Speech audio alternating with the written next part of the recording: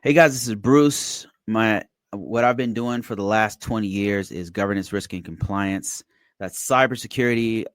It's a branch of cybersecurity. It's information system security type stuff. It's not entirely technical. There is a technical component. So what I want to do is introduce you to one of the frameworks that's used. It's a connection, a web of rules that's used throughout the industry. This is not the only one. There's many. Governance. The government has one called the NIST 800. If you go to Europe, they have one called GDPR. If you are in the retail sector, they have one called PCI DSS.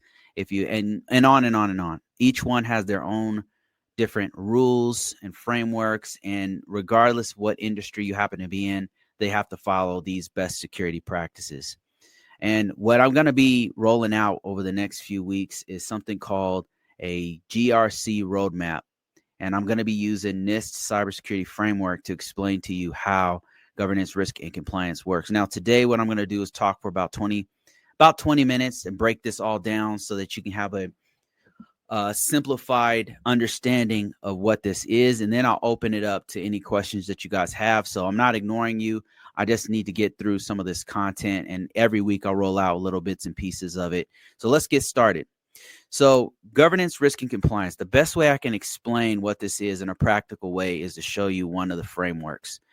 And to do that, we got to start off with where you're actually at.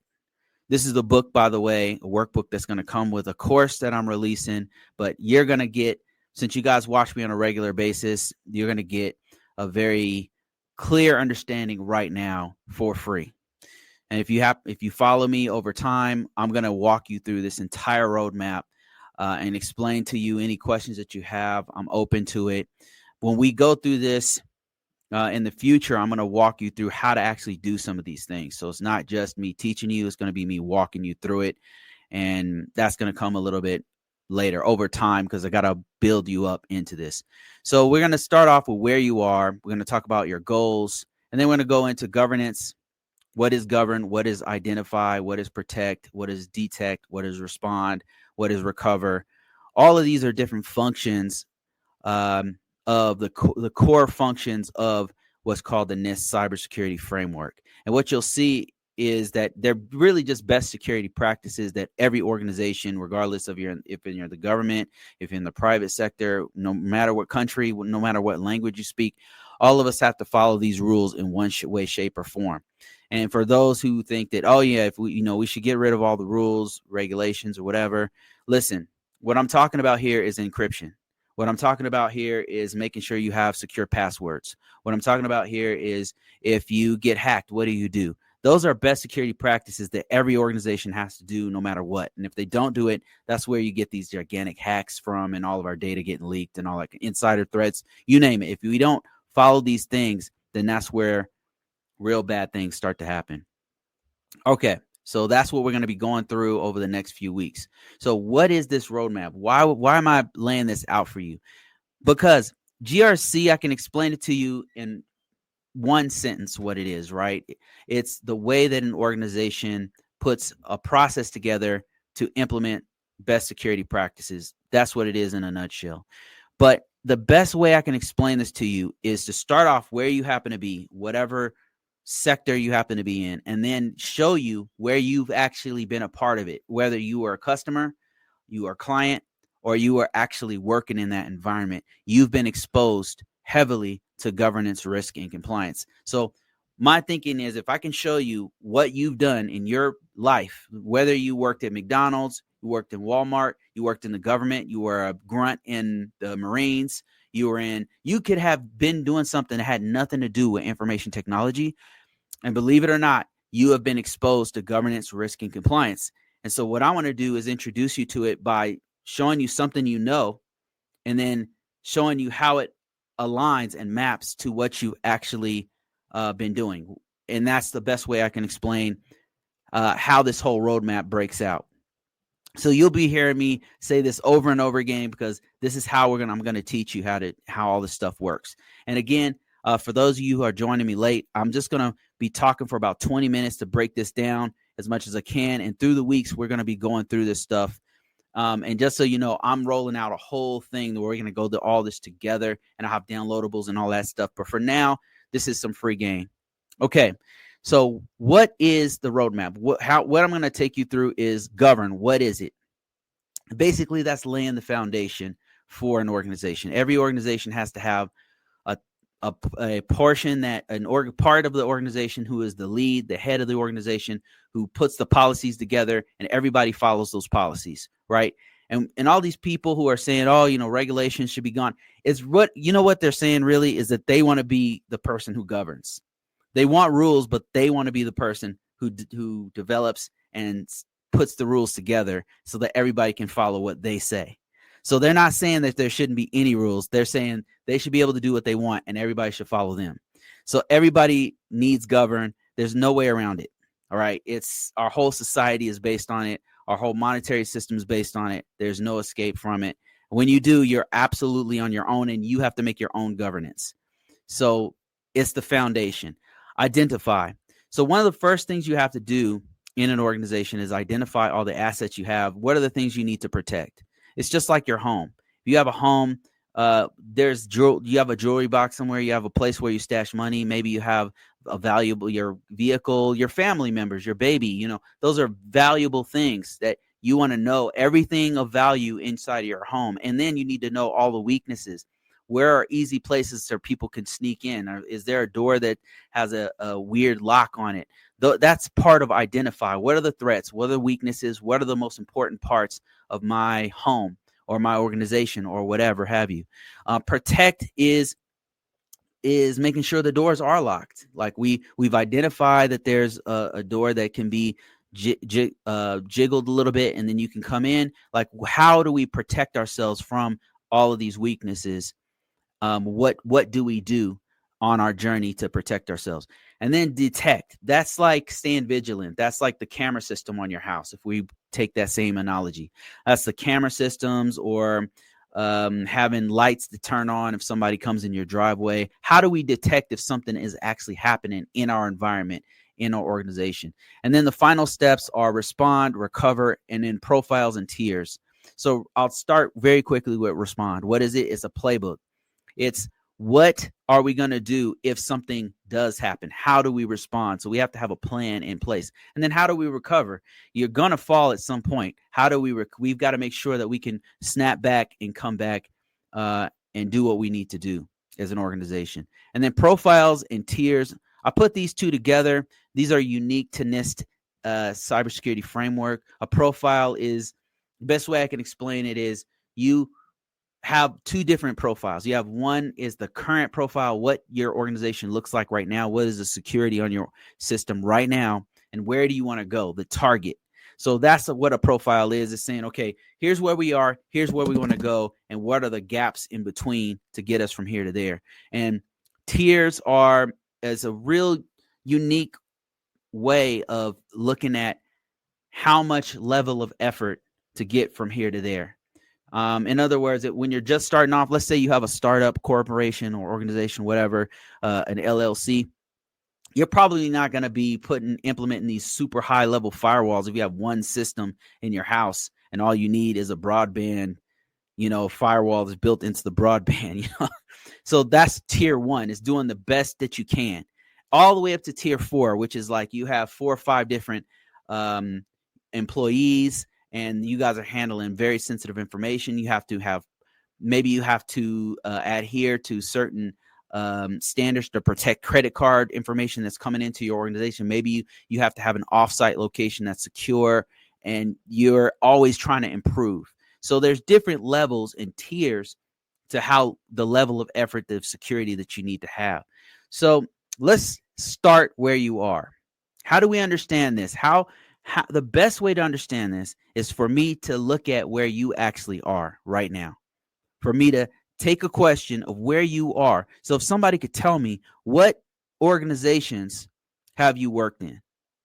And I'll be able to tell you where you can start. And if I don't get any, let me see if there's anybody responding. If there's none, then I'll just make something up. I'll just make something up. All right, let me see if there's anybody who's chiming in on industries that you've worked in. What I'm talking about is industries you've worked at. Like if you've ever worked in retail, if you're coming from the government, if you, somebody said hospitality or Amazon. Another person said, I've been managed service provider. Okay. So I've got a couple of examples. PCI DSS. I'm seeing people chime in. You've got the right idea. Banking, telecommunications. Yes, this is what I'm talking about. This is great. Hospitality. Let's start with that one. That one's kind of difficult for me because I've never done that one before. I have. I have done hospitality. So hospitality, correct me if I'm wrong, but hospitality would be things like hotels. So hotels are in the hospitality business because they're they're pampering and taking care of people on a different level than you would at like a normal restaurant or something like that. So hospitality would be like a bed and breakfast or like a, I suppose Airbnb to some level could be considered hospitality because you're taking care of people. So what kinds of things, if we're starting where we are, we're trying to get into GRC, but we've only done hospitality. We've done hotel restaurant management. We've done, let's say we were the clerk in the front of the hotel room. How would you get into GRC? It doesn't sound possible, right? But think about this. As a clerk, you were exposed to certain technologies. You had to use a computer at some point, right? To take customers' information. You had to take their credit card information, which means that system that you were on, that was a computer, that was a point of sale device that has certain software on it that you had to know and you had to protect on some level. Maybe you weren't installing the patches on it, but maybe you were a part of the patching installation in that you had to reboot the system. Maybe you came in one day and the IT team or your manager said, hey, you need to reboot that point of sale system because they just updated with the new patch for whatever the name of the POS system here. There's a couple things here. So a few things that you could put on your resume that will be relevant to governance, risk, and compliance, and you'll see here in a second what I mean, is the software, the device that you're using. These are things that if I, coming from my industry, the government, if I was to sit at that particular system that you were working on, I wouldn't know what the application was called. I wouldn't know what to do with that point of sale system. There's certain things that you have to do with the customer to secure their information. You're exposed to all that stuff. Now, what you need to do is think about the policies that were in place to make all of this stuff happen. Those are very relevant to governance, risk, and compliance because that's what governance, risk, and compliance is. We have to start where we are. That if you're in banking, that's the financial sector. If you're in, if you've worked in healthcare, you're in the healthcare sector. If you worked in pharma, the pharma has their own thing too. That's within the healthcare sector.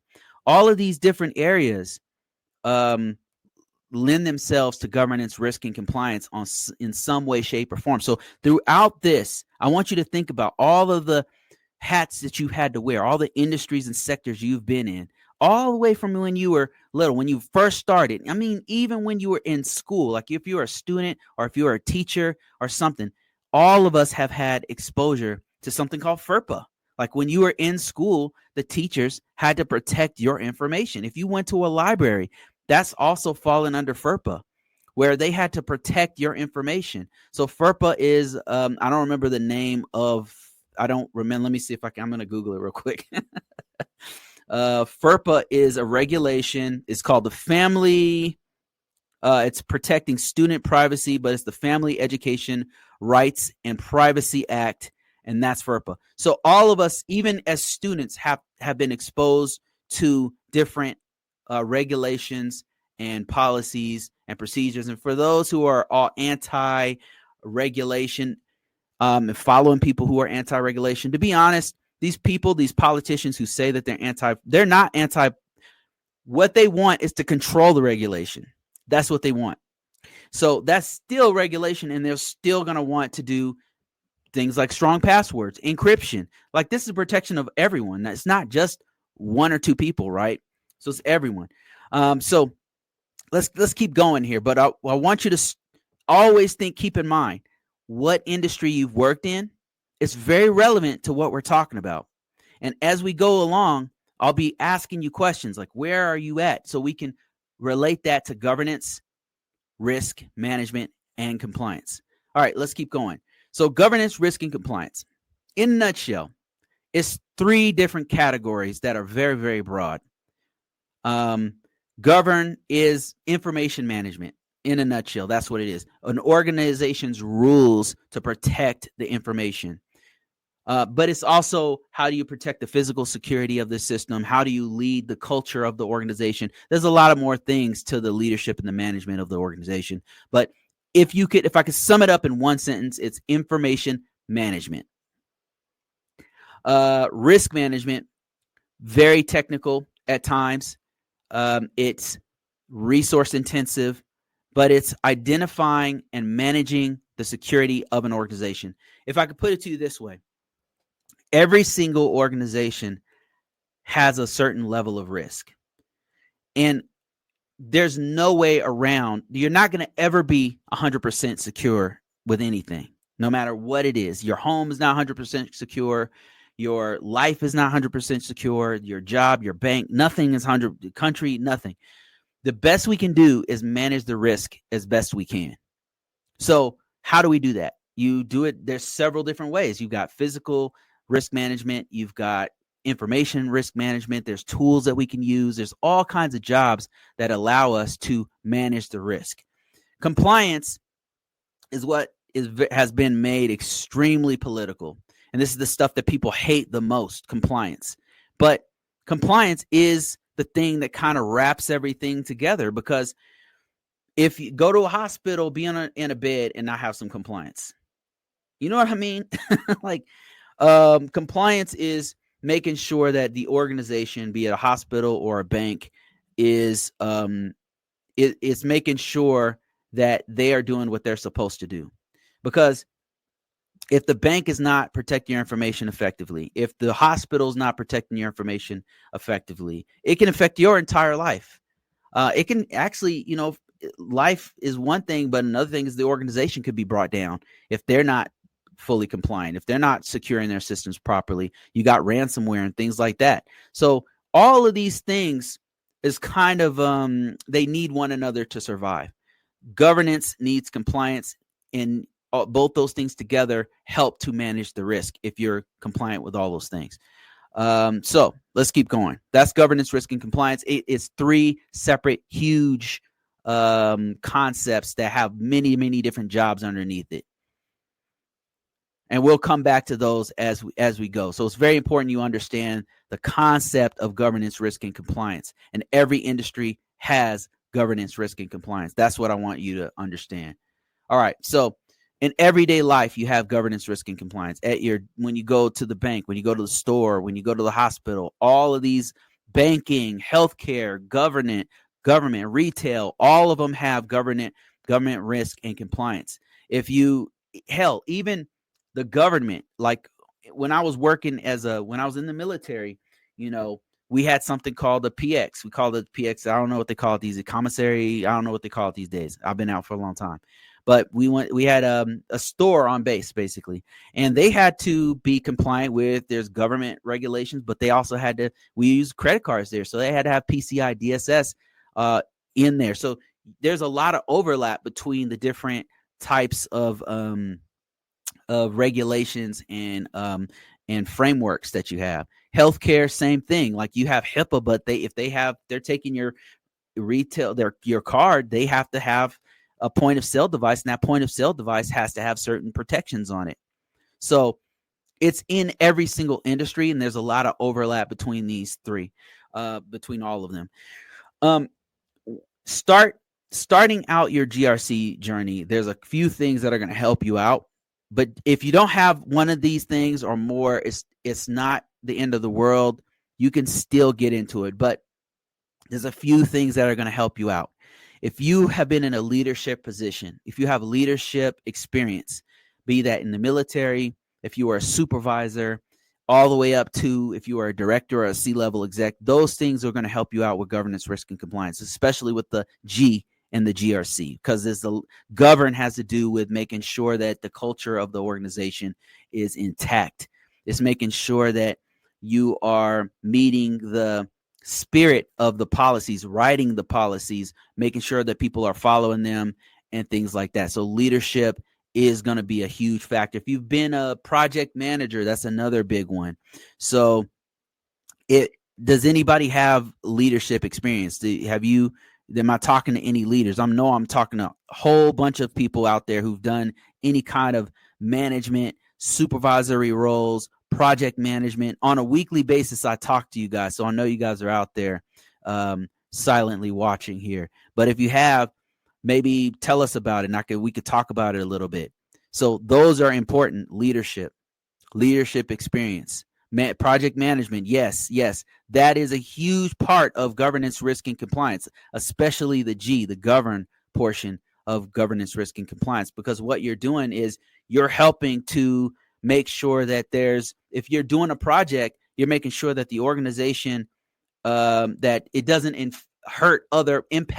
adversely impact other parts of other systems within your organization. You're making sure that if there's dependencies that are if there's dependencies in place, that you can still get the work done, that people are following certain rules and regulations, but also you might have 2 or 3 different units that you have to work with. You might have to work for the ID department, and then you have to go work with the managers, and you've got to make sure everybody's in a line and on the same page. That's govern for sure. So another one is STEM. This also will help you on your GRC journey. If you have any kind of STEM degree, that's STEM stands for science, technology, engineering, and mathematics. And the reason why I point those out, and I'm not saying you have to have a degree, okay? I'm not saying that. What I'm saying is it will help you greatly if on your governance, risk, and compliance journey.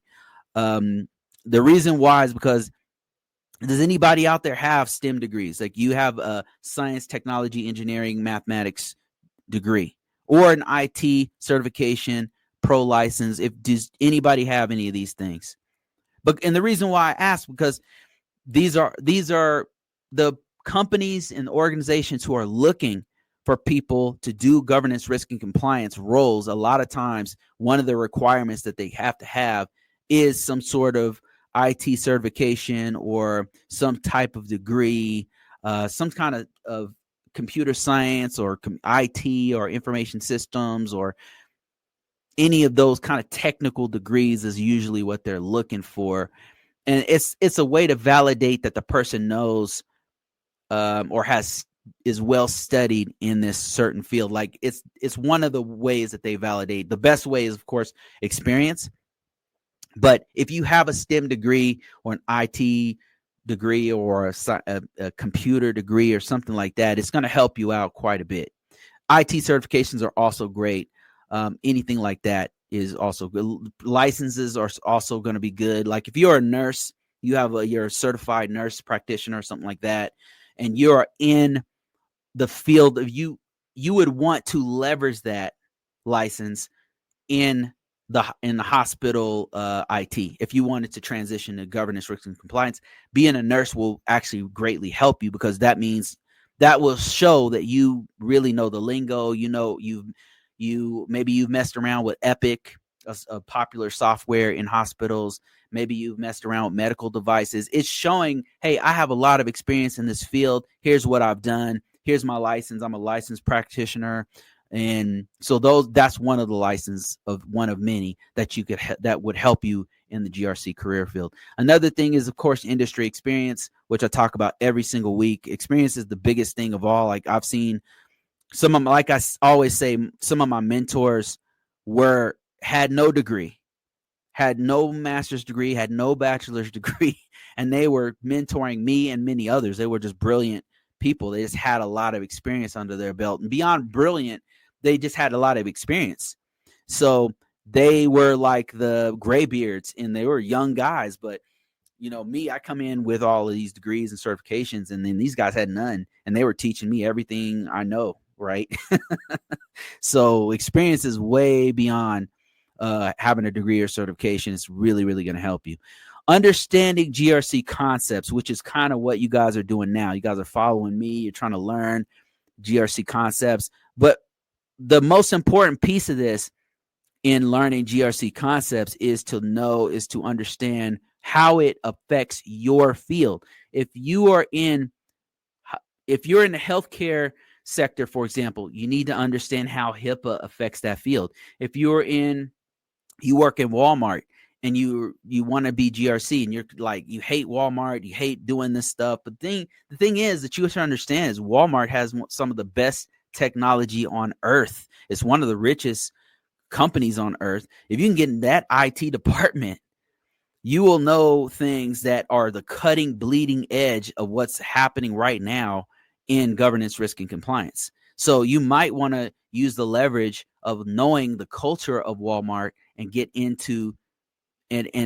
understand the GRC concepts that they're using, and then get into the back rooms of how Walmart is working. So yeah, basic IT knowledge is a must. That's another thing that I week after week, I always tell people who are trying to get in this field, it's really, really important you have basic IT knowledge. What is basic IT knowledge? That's understanding how networking works, how the client server model works. You don't have to know all this new stuff. You don't necessarily have to go super deep into cloud. You don't have to go super deep into AI. You don't have to go super deep into quantum computing or whatever, right? Whatever's the new thing that's happening. You have to know basics of what's being used right now. That's AI definitely is being used more and more. Understand the basics of it. Understand the basics of cloud computing. Understand the basics of operating systems. The different types of operating systems that I would know would be probably Linux and Windows, and maybe throw some Mac OS in there. Like, mess around with it. You need to be able to know the command line a bit. So those are some of the basic things that you need to know about IT. Like, I don't have to know just to give you an idea of my job. I'm not tearing computers apart. I'm not doing troubleshooting on fixing servers. I'm not troubleshooting internet working devices like routers or switches for Cisco or Juniper or whatever. But I do have to know some of the known ports, protocols, and services. And sometimes things will come up that I have to know something a little deeper. I'll do some research. I'll talk to subject matter experts to get more information. But I'm involved with so many different things as a GRC person that it would take forever to get super deep on each one of these different things. So, but I have enough knowledge of basic information technology to where when we're having a meeting, I'm not lost during discussions or whatever. So yeah, those are some of the main things that are going to help you out and in your journey for GRC. Foundational requirements, basic IT knowledge, an understanding of GRC. These are things that you can gather on your own if you're trying to get into GRC, but they are a must. Like, you should have a basic IT knowledge, and it's going to take you some time. If you have to take some side quests to know a little bit more, I think that you should do that. And then GRC, understanding whatever industry you're in. And then IT experience is going to really, really help you out. Some of the preferred background of GRC is IT experience. And another one would be project management. If you have that as a background, you are a shoo-in. You are set up nicely for governance, risk, and compliance type roles. They're looking for you right now. In fact, I would go so far as to say project management is a GRC type job. So you just basically want to level up from there. And then leadership, as we talked about, this is also something that's going to help you in govern, but you're going to have to get smarter on IT, get more IT under your belt. Industry experience, specifically with things like healthcare, financial sector. Somebody mentioned hospitality. If you have knowledge of what the processes of that organization or of what that industry is, then that's really going to help you out. Like me being in the military, I know how Department of Defense works. I know what kind of policies they use. I know what their missions are. I know the difference between a TS, SCI, a secret, and I've been there, worked in there. So for me, when I got out of the military and started doing contracting, and I knew how it worked. So I was easily able to get a job with Northrop Grumman, who had a contract with a unit within Department of Defense, because I knew that field. And if you're in the financial sector and you want to do GRC, you have an industry knowledge or industry experience in that is really going to help you out quite a bit. All right, let me just take a quick break here and see if anybody's talking to me. I see you guys. I'm not ignoring you. I just needed to do like 20 minutes. And I got some questions here, so I'll follow through with them, answer those. Let me see here. Start from the top on TikTok. Somebody said, and I'm gonna every week. What I'll do is I'll show you guys more and more of this field of this training that I'm doing.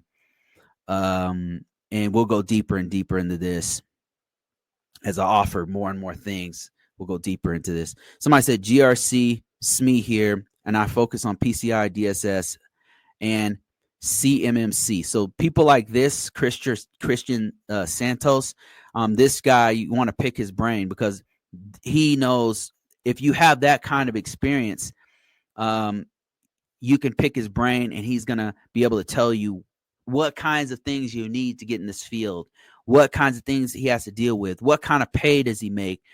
This is a GRC professional right here. That these are the types of people you want to talk to. People are in the field working right now. Let me see, hospitality or Amazon. They were mentioned in different fields and sectors that they're in. And Amazon, I would say, is in the sector of IT professionals, IT services is its own sector, and that includes, it's not just Amazon, that's Google's in there and Microsoft's in there, and there's a few other ones. I mean, there's a lot of other ones. Mr. Khan says banking, telecommunications, those are definitely big industries and sectors. Customer care, I would go a little bit wider and say, what industry are you doing customer care in? Because if you're in hospice or something like that, that would be healthcare sector. Let me see your scheduling, verifying customer. Okay. What else we have here? Looking through the TikTok stuff before I go to the YouTube. Somebody said, I hope people take you seriously. What you're doing can change someone's life. I work in IAM. Yes. So that's why I do this, because this industry has changed my life. And regardless of who's in office, regardless of what goes on with the economy, it does have an impact on me. You know, when the price of eggs or gas or something goes up, of course, that sucks. But I have a job, and even if I get laid off, I'm set up in such a way that I can get one easy in this country or in another country. So I want that for you. And that's why I tell people about this. That's why I'm out here telling. That's why I have books about it. That's why I'm talking about it 24/7, because I want to help you guys get stability. And it's not just about this field. It's really about protecting and taking care of your family in any situation, regardless of who's in power or what's going on. So you're not stressing out about what's going, about the news or doom scrolling or stuff like that. No matter what happens, you're all right. And I've been using the income and stuff that my income is high, compared to a lot of people. And, I realize I'm blessed, and I'm just not saying that to brag. I mean, I make lower than most IT GRC people, so I'm not bragging, so I'm just trying to tell you, hey, I have enough to where I can get a house, I can travel sometimes, I can take care of my kids, I can help them I can build a business on the side, I can, I want that for you. It's really not, it's about stability and being able to take care of you and your own. Just Danny says, can you do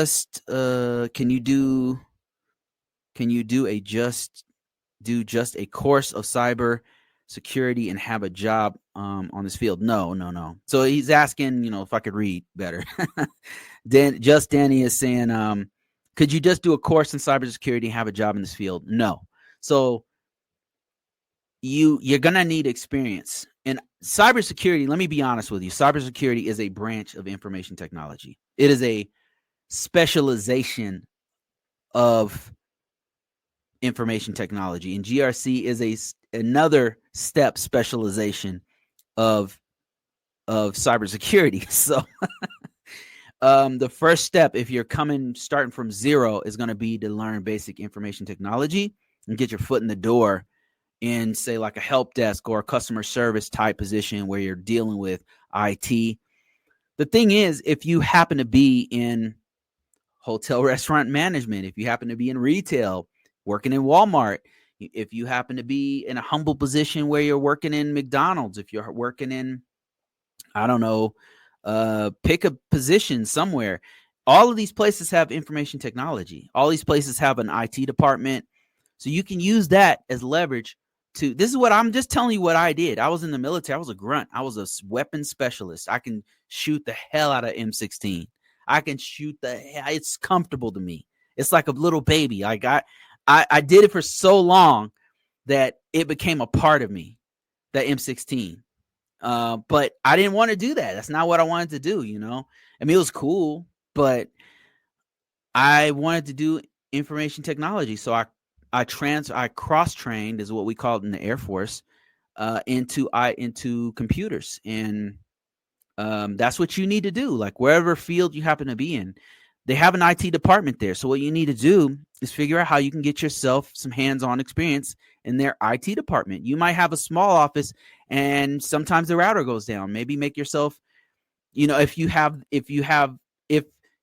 in a position where you can help, lend a helping hand to fix the router or the systems in your office or something. That can go on your resume. That can go towards your experience. If you happen to be in healthcare, you're lucky because they really do need IT professionals there. Good IT professionals who know your field.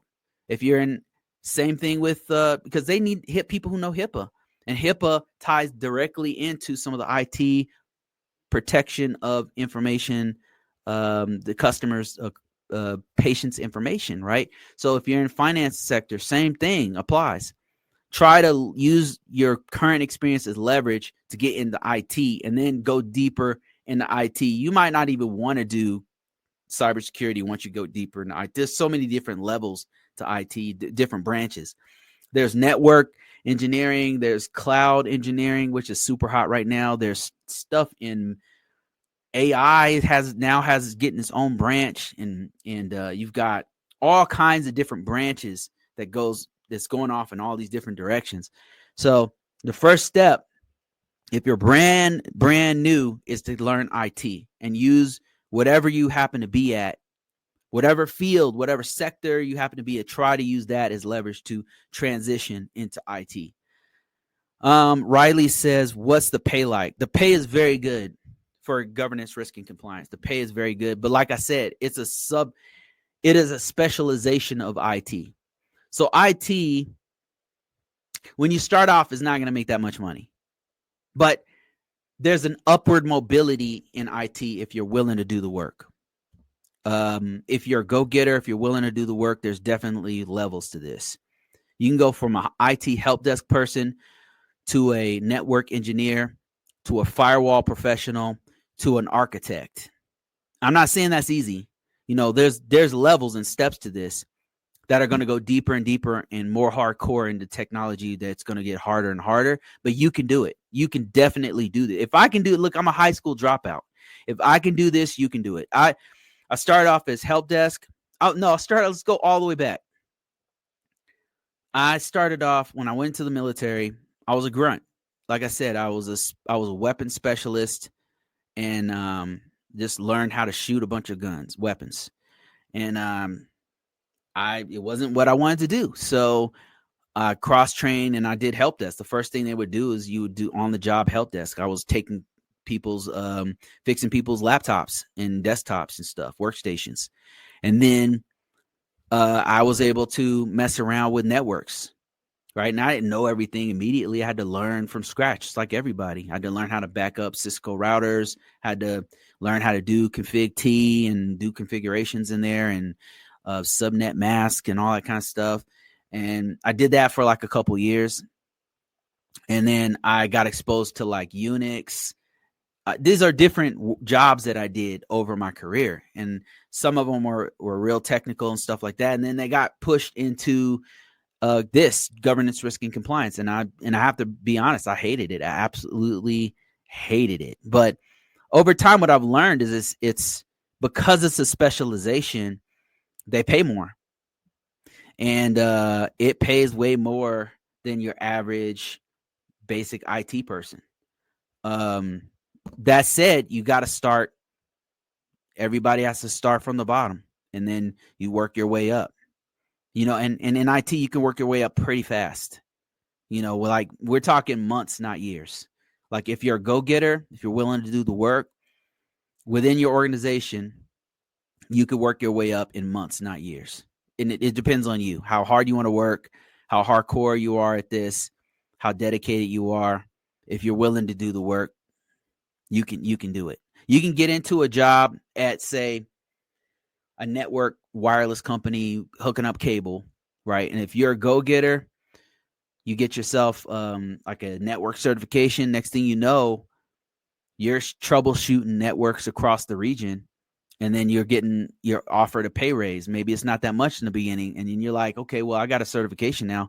I want to level up. You can go work now that you have 6 months, 8 months of experience, and you've been doing network engineering for about four or 5 months, and you have a certification in Juniper or Cisco or whatever technology you guys are using. You put that on your resume, somebody's going to offer you more money, and then it's up to you whether you want to take that chance and go with that other job or not.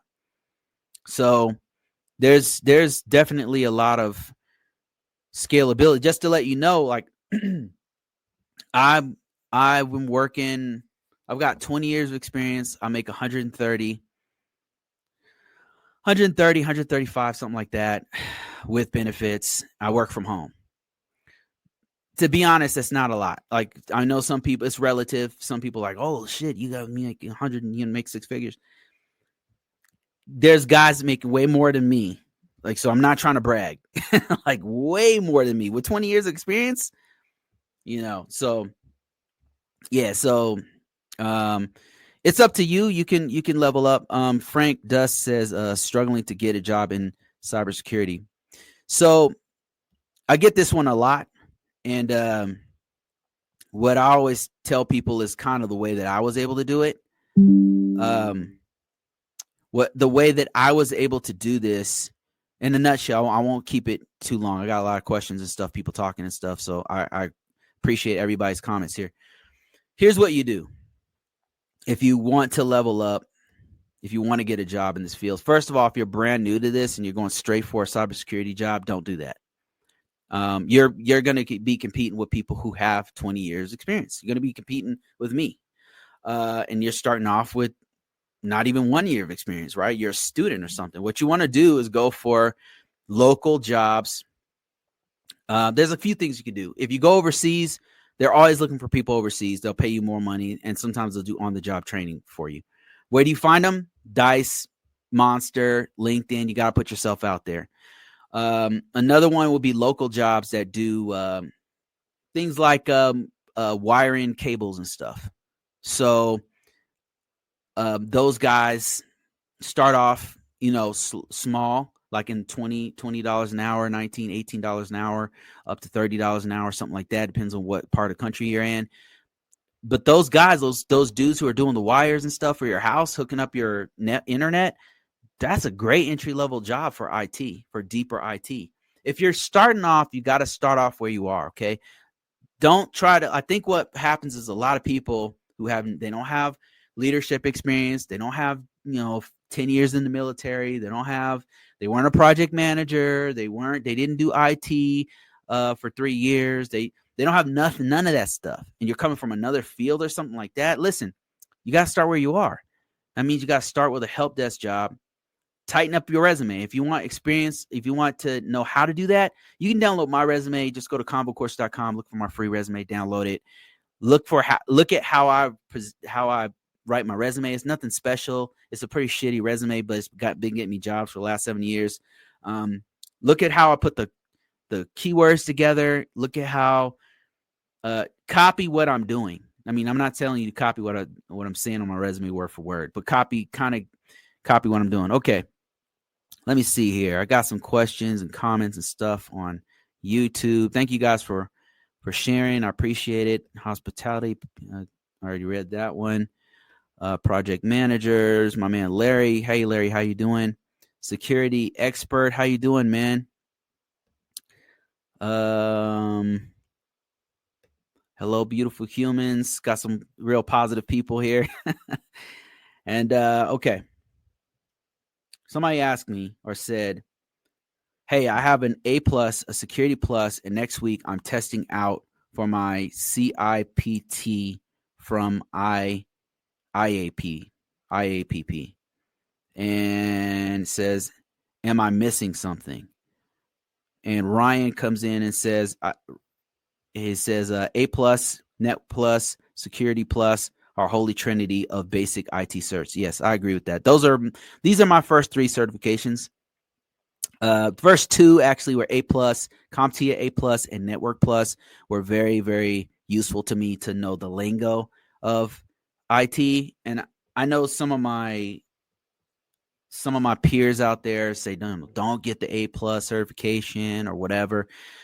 I disagree with that. I humbly disagree with that, because if you're brand new to this, if you're coming from another field, like you're a teacher or something, you don't know IT much, you're in your late 30s, IT is not your thing. You weren't born into it like some of these Gen Z people, or maybe you are Gen Z, you're just not an IT person.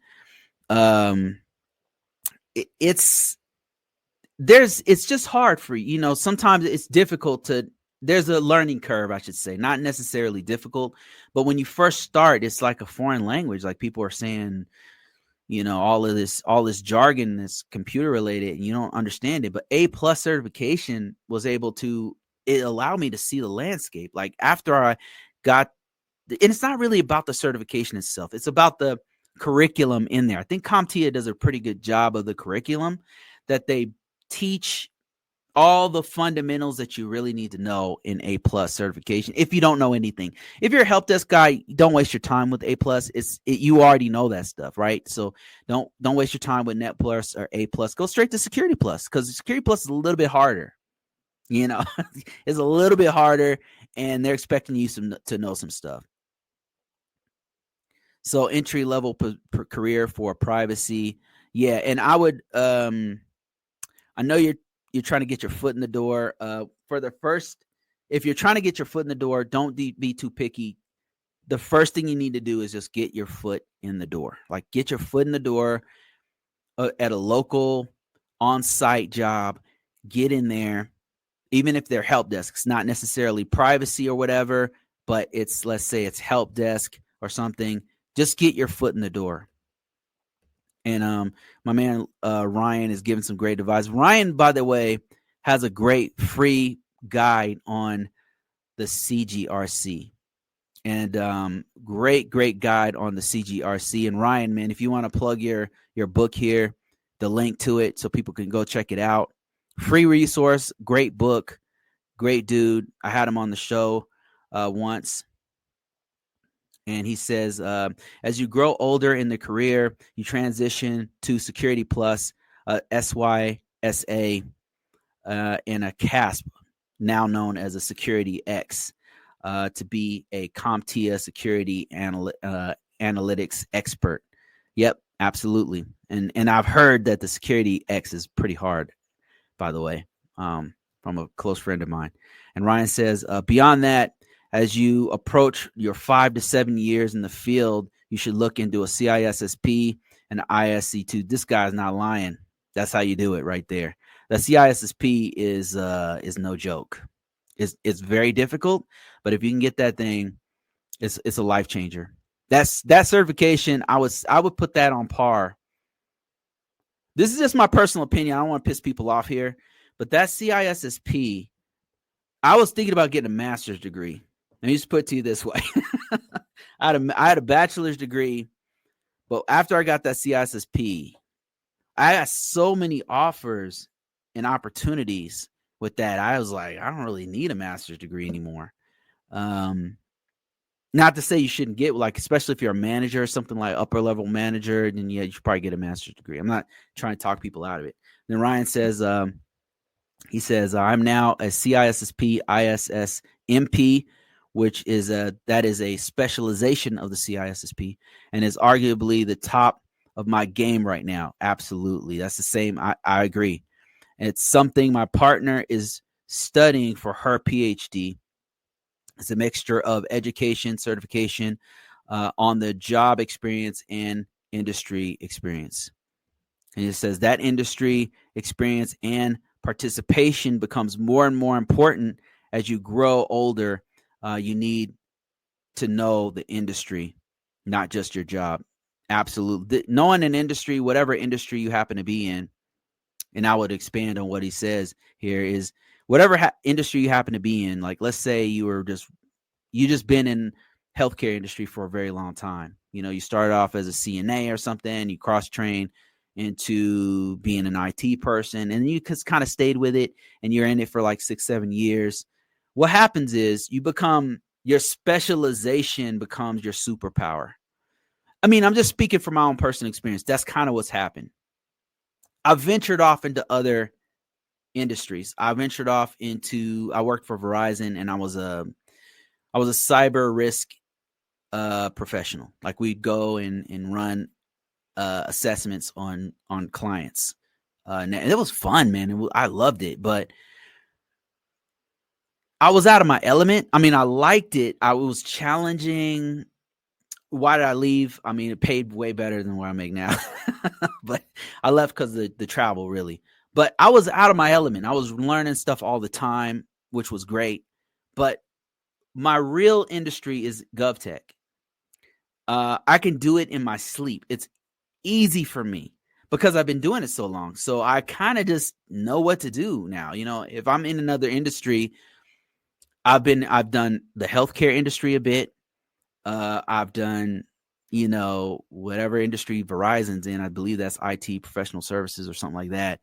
I did that. I was out of my element, so I was learning that industry as I went, and which was fun and it paid more. But what Ryan is to piggyback on what he's saying is, once you know an industry really well, it becomes like a superpower. Like, you know that industry, like little nuances of it. That, I'll put it to you this way: I'll be on an interview with someone for a job, and I know so much. I'll be teaching the people who are on the interview just because I've been doing this. So I'm not trying to brag. It's just I've been doing this a long time. So in this industry, in GovTech.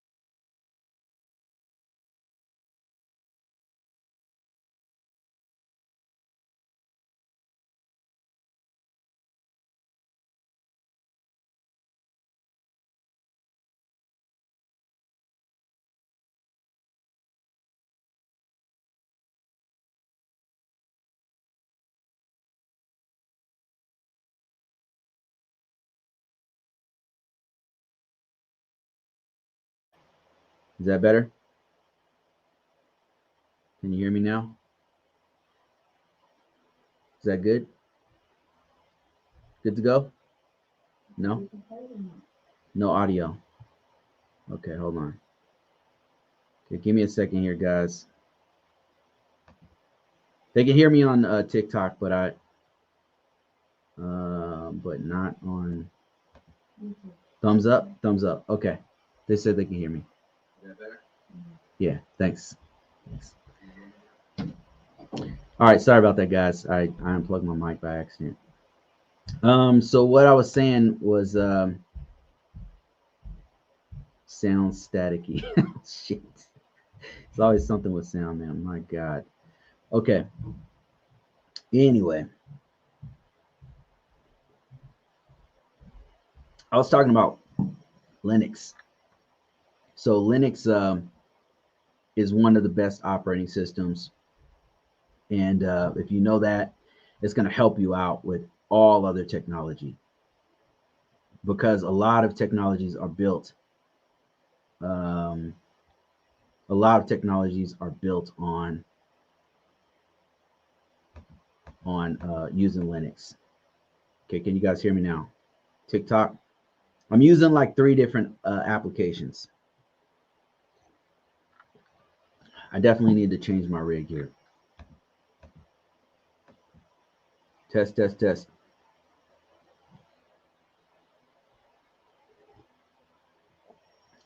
Quality isn't like before. Okay. Let me see if I can fix it.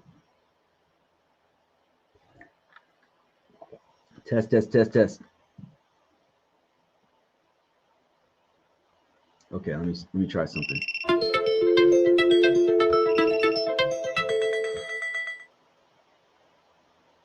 Fixing this stuff on the fly. Can you hear me now? Test, test, test, test.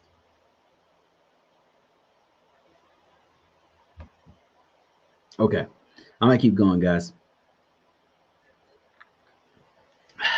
I apologize if the sound is not the best. I'll work on that next week. Okay. Let me see here. We're good. Okay, we're good. Yes, I apologize for that. I accidentally unplugged it. All right, guys. Thank you so much for all your comments. I'm seeing so many conversations going on here. I really appreciate that. Folks helping out each other. That's what it's all about. That's why I do this. And Resilient says, I hated it. I hated it as well, but the more I get into it, the more I realize how important and how much they'll pay to do the work and learn it. And you're referring to governance, risk, and compliance, I assume. Yeah, I really didn't. When I first started doing it, it's not really what I wanted to do. I really enjoy networking. Now that I'm older, I appreciate it a lot. I really appreciate this work. I think just because I know it so well and it's just easy for me. And now that I have this, I've gone to other industries and I understand that it works as used everywhere. With a greater understanding, it's allowed me to expand my career path. Thank you so much for that donation. I appreciate you, sir.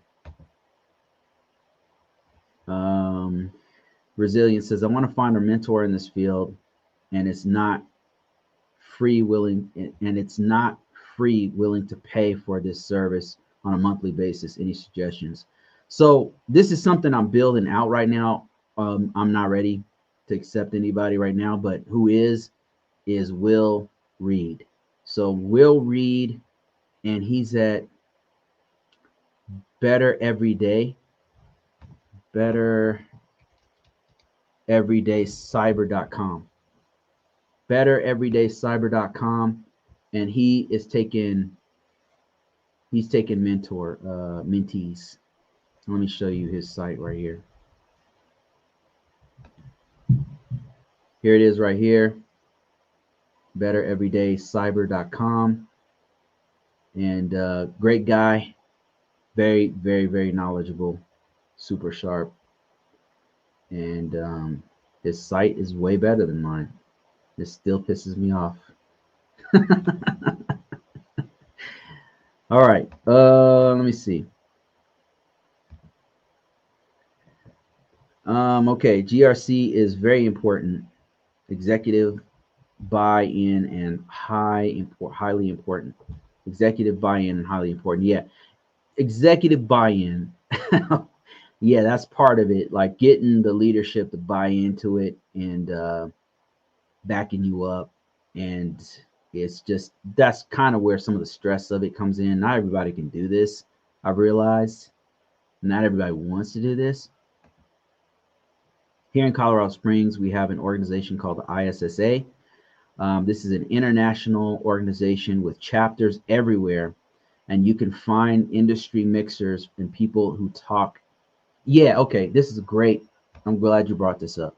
So what I want to show you guys is what Ryan's talking about. So he is referring to, you go to Google or DuckDuckGo or whatever, and you type in, let's say Colorado Springs, Colorado, and then I wanted to find an ISSA chapter. So this is an Information System Security Association. And they have one in every major city. Here's the one from Denver.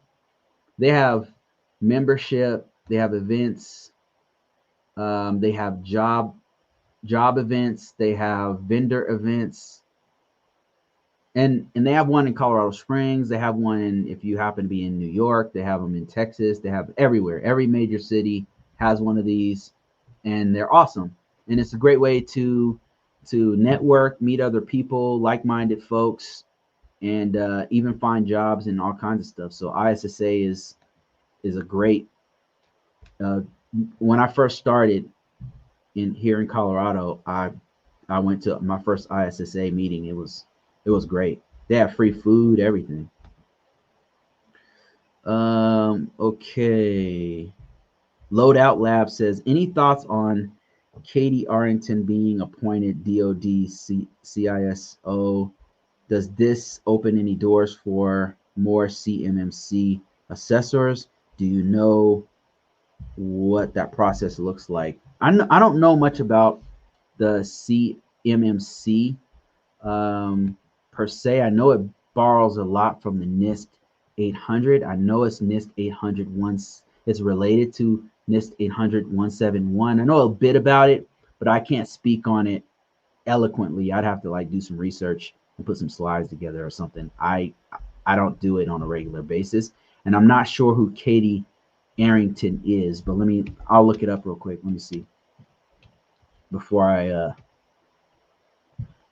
say something that I shouldn't say.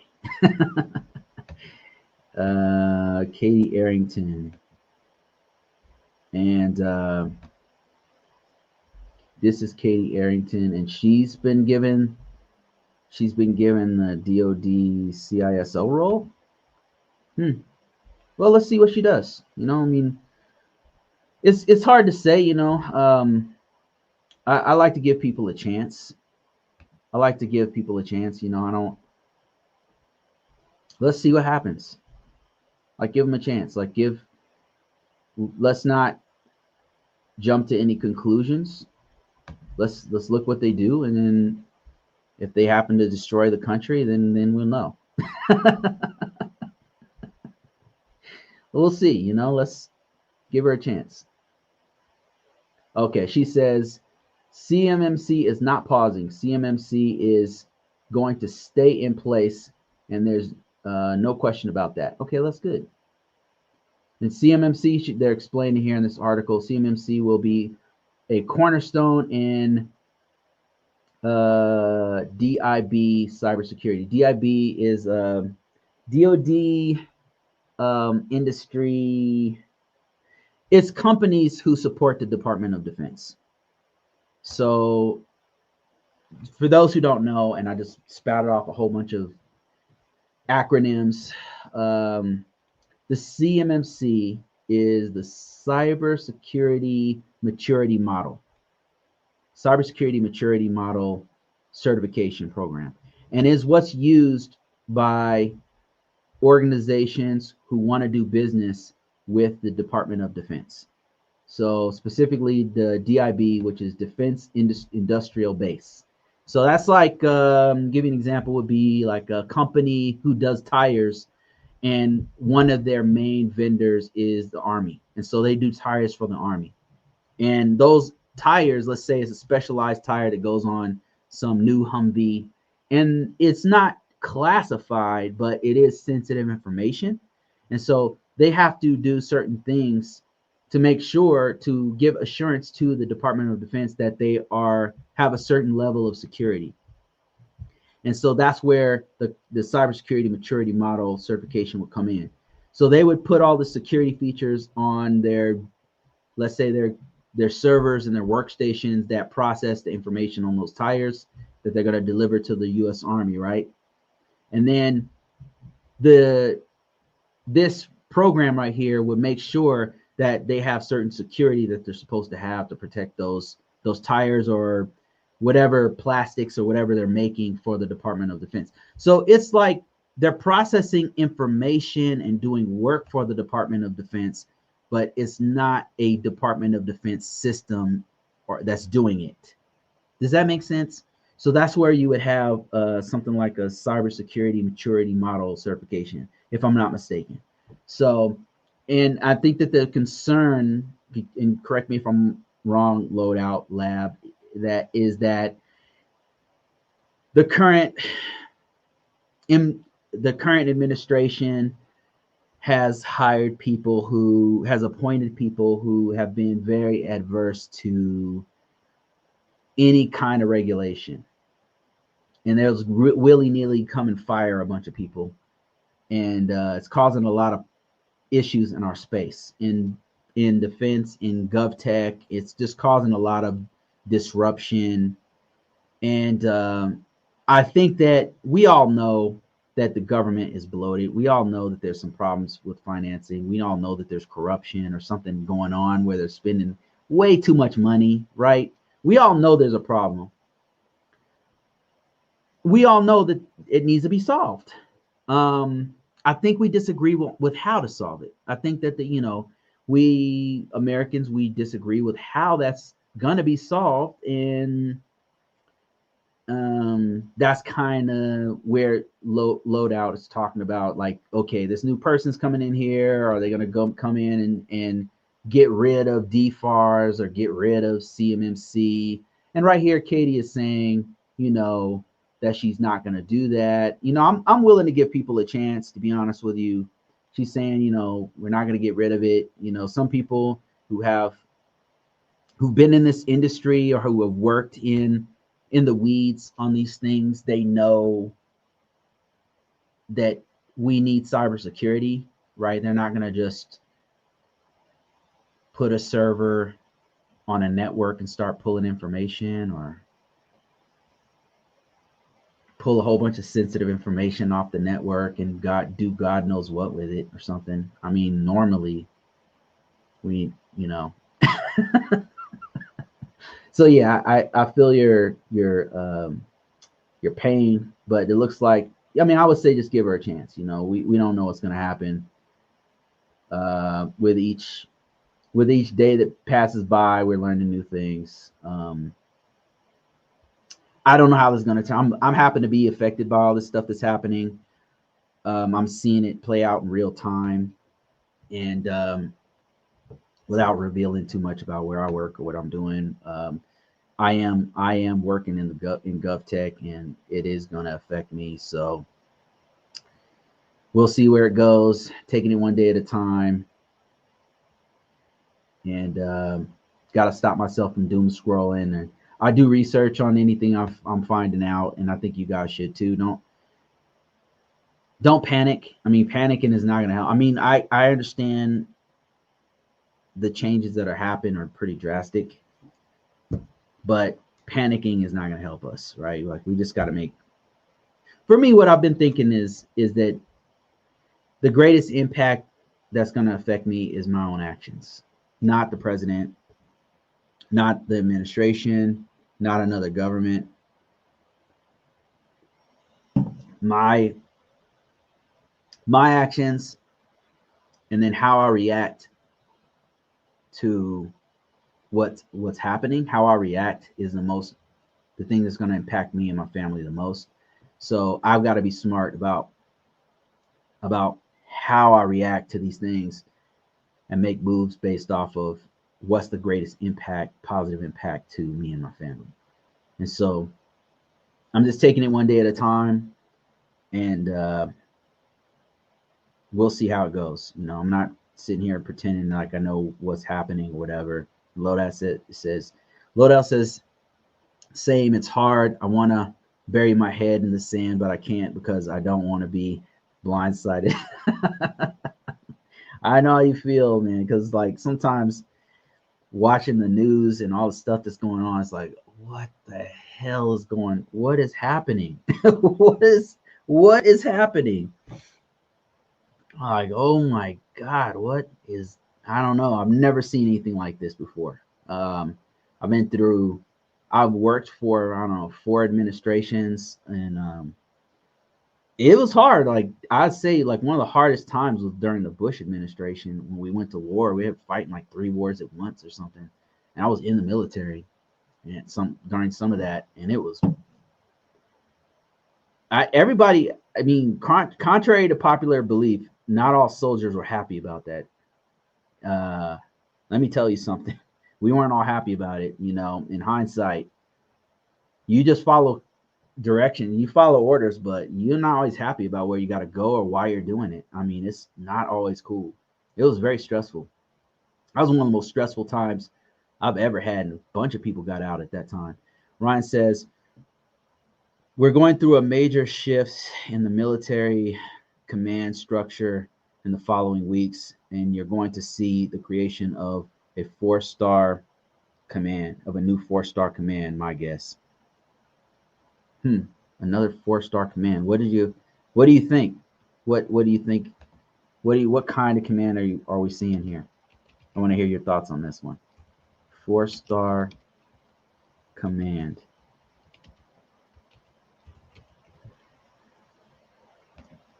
It's gonna be like I mean the last time. You mean like what happened with the last one, which was which was Space Force, something like that.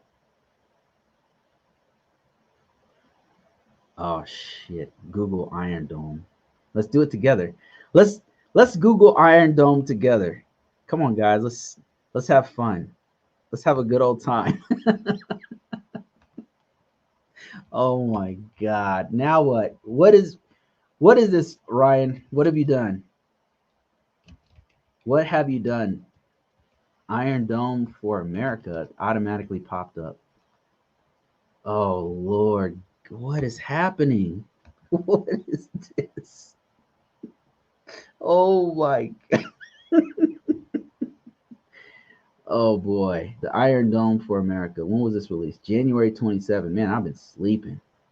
By the authority vested in the president by the Constitution and the laws of the United States, blah, blah, blah. Okay. The threat of attack by ballistic, hypersonic cruise missiles, and other advanced aerial attacks remain the most catastrophic threat facing the United States. President Ronald Reagan endeavored to build an effective defense against nuclear attacks, and while the program resulted in many technological advances, it was canceled before he's going to start up Star Wars. And since the United States withdrew from the Anti-Ballistic Missile Treaty in 2002 and initiated development of a limited homeland missiles defense. Okay, where are we going with this? For the past one, okay. Looks like they're gonna develop some giant. This reminds me of Iron Man, like when he says, I want to make an iron suit over the planet Earth. Is that what we're doing? Allied Defense Theater Missile Review.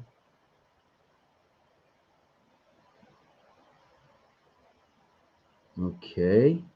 Interesting. I didn't see this one. Thanks, Ryan. I missed this one.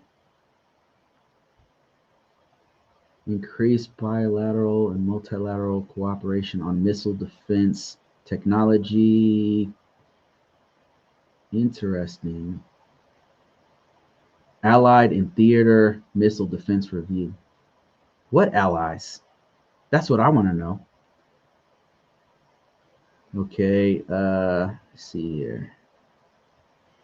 Iron Dome. Interesting. Interesting. Learn something new every day. Okay. Wow, this is wild. This is wild, wild, wild, wild, wild west. Additionally, fidelity, the Trump space comm instability between Colorado Springs and Huntsville. Oh boy.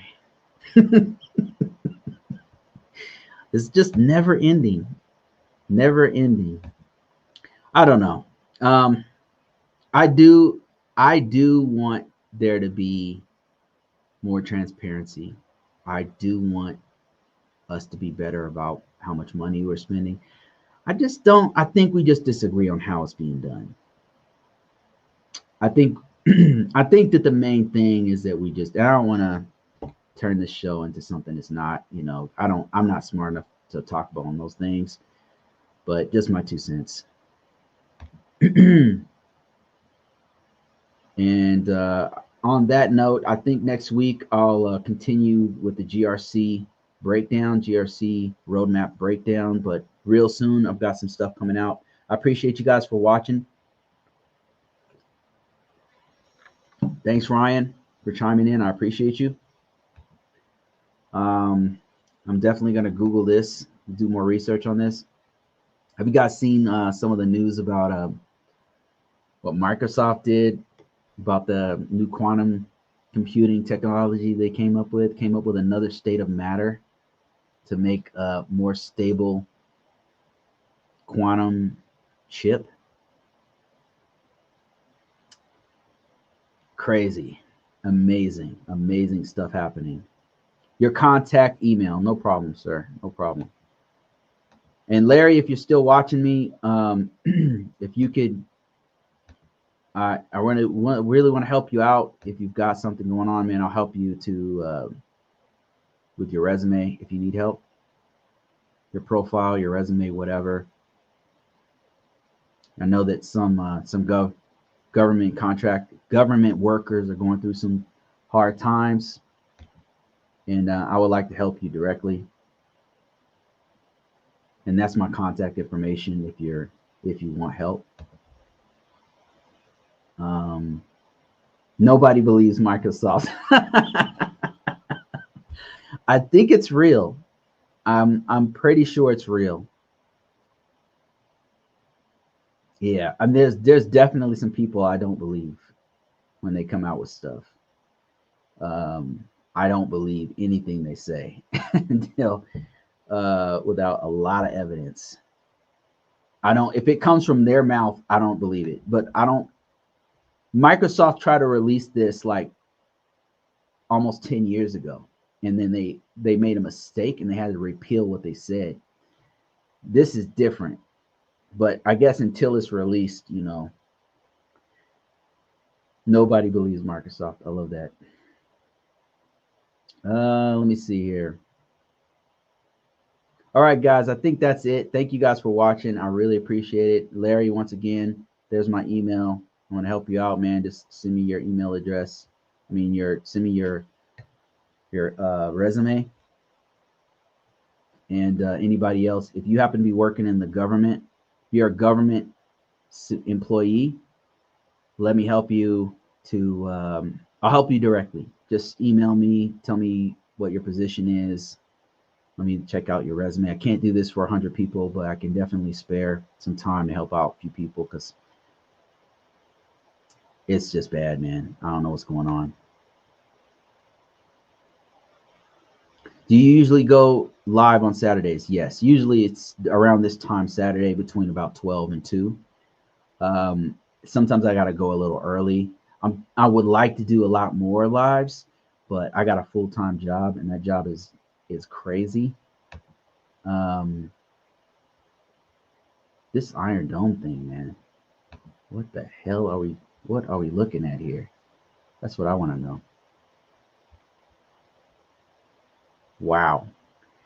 All right, guys, that's it. Thank you guys for watching. I really appreciate it. I will talk to you guys next week, Saturday. Same bat time, same bat channel. I'll try to do more if I can, but I got a lot of stuff to do. Thanks for joining on TikTok. Appreciate you guys. And thank you so much on YouTube. And there's my contact information. I am out of here. Have a good one. You too.